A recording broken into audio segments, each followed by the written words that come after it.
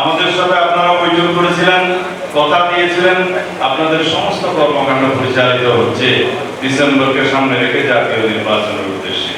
আমরা নির্বাচন কমিশনের সাথে বসেছি, কথা বলেছি, তাদের সমস্ত নির্বাচনী প্রস্তুতি আগামী জুন মাসের ভিতরে সমাপ্ত হবে। তারা বলেছেন ডিসেম্বরের ভিতরে তারা নির্বাচন দেওয়ার জন্য উদ্যোগী। এখন সেই কথা যদি আমরা বলি তাহলে গণতন্ত্রের পক্ষের শক্তি, জানি না কেন এই দেশে সবাই এগুলার সমর্থনে কথা বলতে উচ্চকিত হচ্ছেন না। আমাদের অনেক রকমের অভিজ্ঞতা আছে, তিক্ত অভিজ্ঞতা। যারা 1/11 করেছেন তারাও অনেক রকমের কথা বলে বাংলাদেশের শাসন ক্ষমতায় 2 বছর পর্যন্ত ছিলেন। সেই 1/11 মঈন ফখরুদ্দিনের কথা আপনাদের মনে নেই? বিরাজনীতিকরণের জন্য যথেষ্ট চেষ্টা তারা করেন।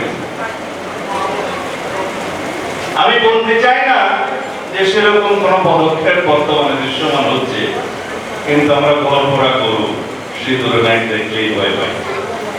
বাংলাদেশের মানুষ গণতান্ত্রিক অধিকার ফিরে পাওয়ার জন্য, সাংবিধানিক অধিকার ফিরে পাওয়ার জন্য, বৈষম্যহীন রাষ্ট্র এবং সমাজ ব্যবস্থা প্রতিষ্ঠার জন্য তীব্র আকাঙ্ক্ষা থেকে এক দফা আন্দোলনের মধ্য দিয়ে এদেশে গণতান্ত্রিক গণ-অভ্যুত্থান, ছাত্র গণ-অভ্যুত্থান সৃষ্টি করেছিল।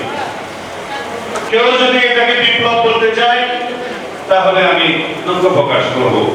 এটা কোনো সামাজিক বিপ্লব নয়, অর্থনৈতিক এবং সামাজিক রীতি নীতি এবং ব্যবস্থা পরিবর্তনের কোনো বিপ্লব হয়নি।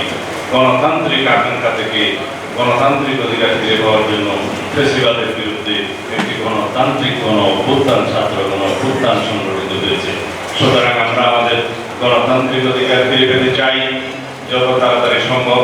আমরা যত তাড়াতাড়ি সম্ভব এদিকে ভোটাধিকার প্রতিষ্ঠা করতে চাই, যত তাড়াতাড়ি সম্ভব সাংবিধানিক অধিকার প্রতিষ্ঠা করতে চাই।